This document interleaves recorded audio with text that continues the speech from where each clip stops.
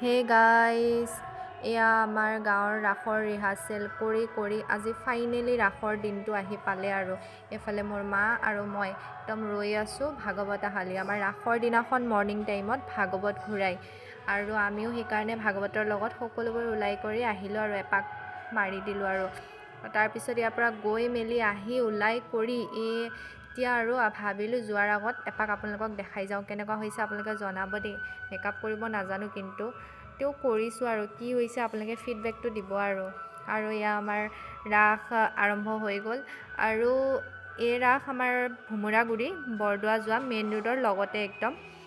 আপোনালোক আহিব পাৰে, আহিবলৈ মন কৰিলে।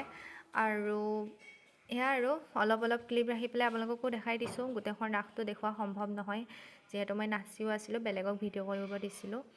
তো বাকী আপোনালোকে ক'ব আৰু কেনেকুৱা হৈছে আৰু সেয়াই আৰু চাই থাকক আৰু আজিলৈ আহিছোঁ, বাই বাই।